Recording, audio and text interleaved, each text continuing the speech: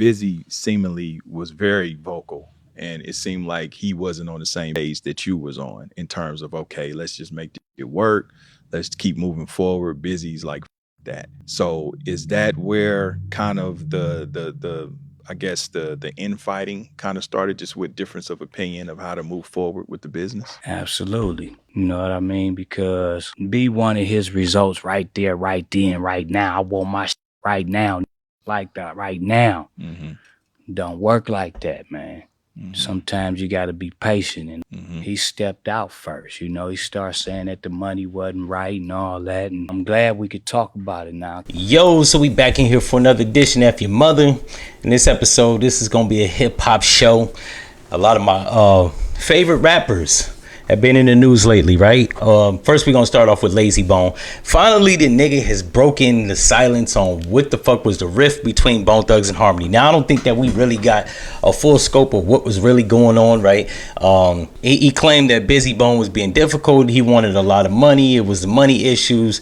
I've listened to countless videos from Bizzy Bone, like interviews, and he said it's been the money. He didn't agree with Tamika. They couldn't get the masters. I think what it really was, niggas wasn't focused, but they also wasn't getting paid what they were supposed to be getting paid. So I think that played a big riff in it. And I think that, I mean, one of his most damning videos or interviews he did about Bone Thugs and Harmony was that the fact that he wanted the masters and he wanted more money up front because they were selling albums, and this was after the first two albums.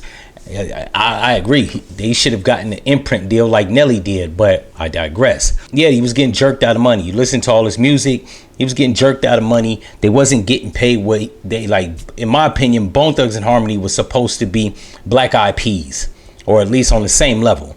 Now, don't get me wrong, they're still hip-hop veterans. They still get paid a high ticket, but there's a nigga in the Black Eyed Peas that's worth $90 million, and no one knows what the fuck his name is except Black Eyed Peas fans. will.i.am is worth $150 million.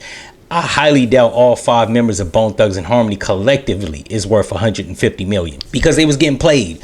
So, but it's good to see that Layzie Bone is finally talking about it at almost 50 years old. I think Crazy Bone and Flesh and Bone are 50. At 50 years old, the niggas can't hold back. I mean, at this point, like, when they gonna ever cut another record? I mean, personally, I'm a diehard Bone fan, but I'm not gonna buy a record. Listen to some 51, 52-year-old rappers. And I love them niggas, but they just don't got it no more. I walked away from Power. Okay.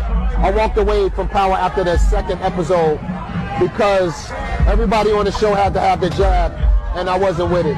In any event, then we turn to Redman. Redman said that he turned down a role in Power. He left the set because they wanted him to get the jab, right? Now, Redman's on my top 5. I swap him in and out with DMX, Honorable 6 Man, or Jadakiss, but I'm with him. I like Redman, and fuck the jab. That shit was killing people. Just kill some 30-year-old nigga. Yeah, like, that's what it is. Like, all the money in the world ain't worth your life if you can't spend it when you dead. So fuck that. They having people jeopardize they life. Not only that, it's a fucking, you will be all right. My thing was, unless it was a fucking flesh eating, motherfuck them, right? Especially when you got people like Bill Gates leading the charge that want to depopulate the planet. Yeah, I'm not in agreement with that shit. He looked like a fucking nerd that don't like people. So yeah, I'm not fucking around. So I salute Redman, one of the OGs that's still keeping it real.